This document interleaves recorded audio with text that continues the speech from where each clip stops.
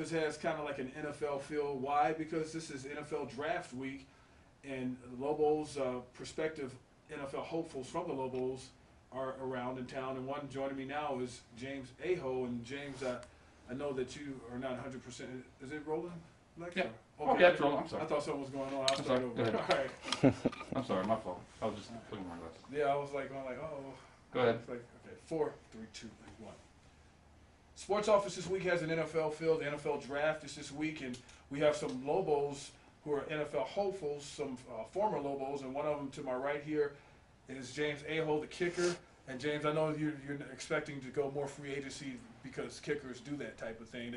Not a lot of kickers get drafted, but what has been the process, man, as far as you off season getting ready for this? Ever since season ended, it's just been about staying in shape, trying to move things along and get things going on, just get the train rolling.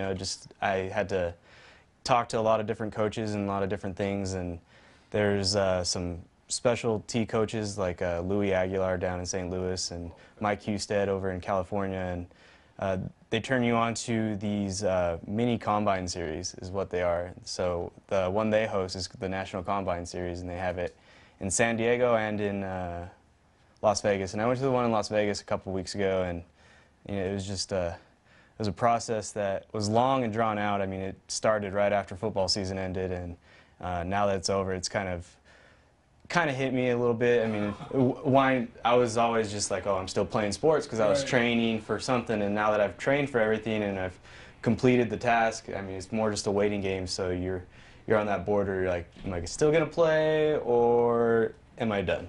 What is that like as far as like, you talked about the combine series. We're used to seeing guys doing their 40 times and stuff like that. But for kickers, what is the combine like, man?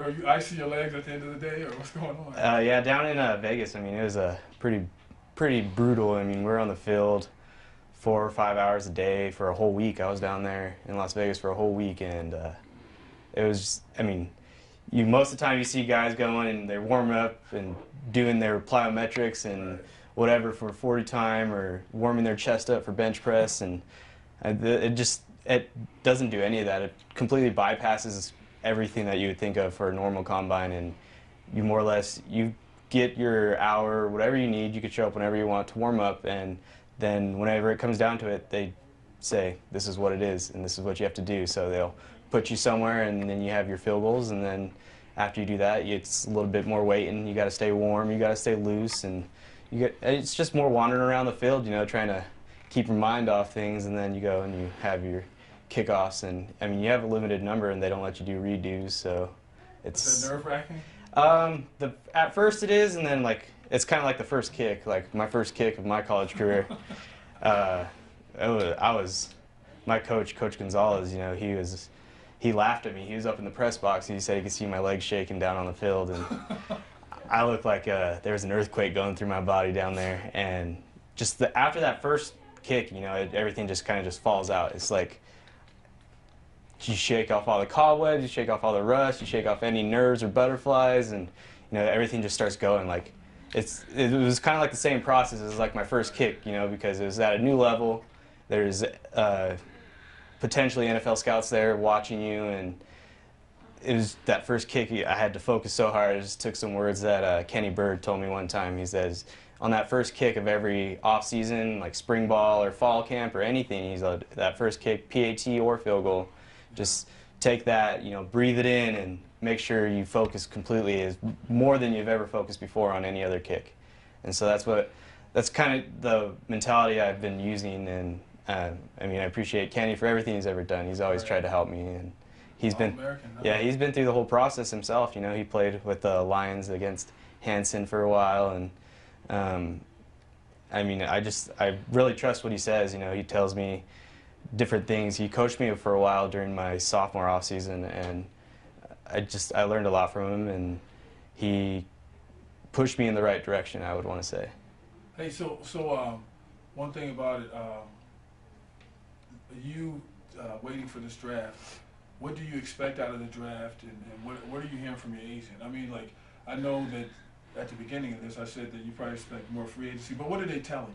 I talked to Louis Aguilar. He's the guy I've been working with and I flew out to St. Louis right after winter break, and he told me more or less, like, most of the time the only guys that are going to have agents are the guys that got invited to the combine. So I don't have an agent right now, but the guys that went to the NFL combine, the kickers, they usually have agents. But he said he played for Kansas City and the Jets and some other teams as a punter and a kicker, and he didn't have an agent for his first years or so in the NFL. And he said it's really not a necessity for a kicker to have an agent because, I mean, you're going to market yourself, is what he said. Right.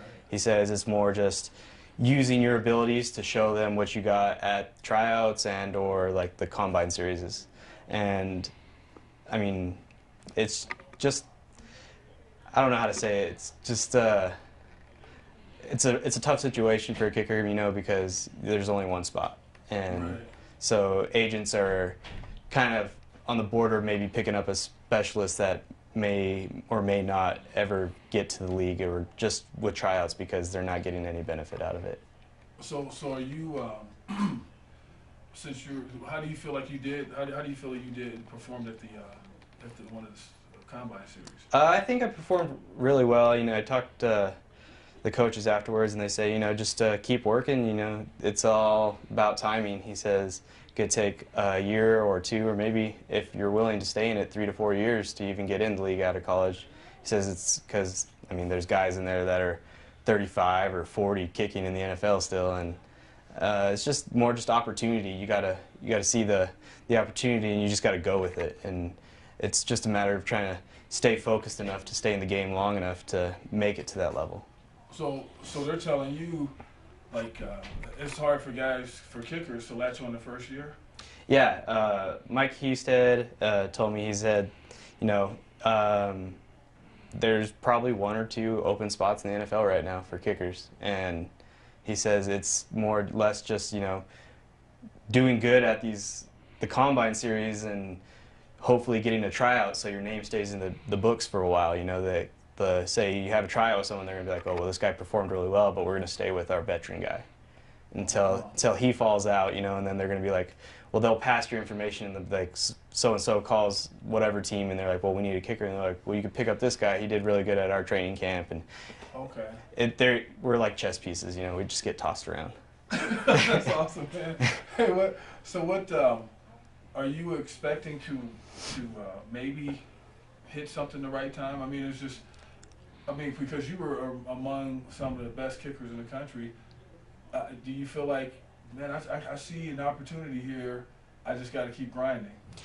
Yeah, I mean, I myself want to believe I have an opportunity because, you know, I've been in athletics my whole life, and that's just become like a way of life to me. Yeah. And I probably wouldn't know what to do if I didn't have athletics, you know. I'd be like I'd be like a lost puppy trying to find my way. And I mean, I would love to, and just given the opportunity is you just got to take it and go. And so knowing that and knowing what I've been told from other coaches and stuff, you just got to go with it. And I mean, I'm willing to stay in the game, and then it's just, going out and kicking is just a good stress reliever. I mean, even when I don't have anything to do, like during college, if I was upset or bored or anything, you know, just it takes up time and it feels good and it just releases a lot of tension. And just trying to stay in the game, wouldn't be a problem for me. I like to work out and I like to do different things, so trying to be on a competitive edge and stay and give it the full 2-3 years is just an everyday kind of thing for me. Hey, so you plan on giving it the full 2 or 3 years, huh? Yeah, I mean, I'm not going to give up anytime soon. I mean, I'm pretty determined to even get a shot. So, and I think I did exceptionally well at these camps, and that my name will be put out in the right manner, and then I should have an opportunity, at least for a tryout or something, and is what I hope for. So, and if I just want to try out to, you know, to say that, you know, I did it. You know, I made it this far, and my name's in the books, and it could be passed around, and I could get a call any day of the year just saying, hey, we need a kicker. Are you willing to come kick for us? You know, so. And what about your background? Soccer, huh? Soccer players make the best kickers, you think? Yeah, I mean, obviously playing soccer, you have a natural ability to kick a soccer ball, and just translating that over. Which I found out is there's a lot more mechanical stuff to kicking a football than to a soccer ball. I mean, soccer is just a lot more free form and going at it, but there's a good technique for field goal kicking, and I never believed that until I actually started kicking the ball. And just to become consistent and on a good basis, like having that exceptional kick 10 out of 10 times it's more about the technique and the skill set than just knowing how to kick a ball. Well, being a kicker, you could either have a high or a low. What's your highest high as a low? What's your lowest low? I mean, I've had multiple highs in my career. I felt like my first one came whenever I made my first field goal against TCU. It was just a big day for me and for my parents and my family, because we made it to a new level out of high school. And then after that would probably have to be the Arizona game my freshman year. And then just the big games from there on out, such as like Wyoming and Colorado State and just New Mexico State games and stuff like that, And then lows, I would have to say, being in tough situations where you're 50 yards out and you have to make a field goal to tie the game to send it into overtime, like New Mexico State like 3 years ago. And it's just like the whole game doesn't rest on you, but it feels like it does. You feel like you're on an island after the Yeah, game? you feel like you're isolated from everybody because you feel like it's your play that's going to make or break the whole game. But in all reality, football, it's a team sport, so everything leading up to that situation will cause the win or loss. But, being a kicker, you put most of the blame on yourself when you miss those or you don't come up producing the way you want to. So I'm to take from this, you slept well against Colorado State and then at the Aggie game, maybe you didn't sleep so well. When stuff like that happens. Yeah, there's a little tossing and turning, just trying to nestle myself to sleep. And is it like Ace Ventura, man, when they kept saying laces out? Are you like having nightmares?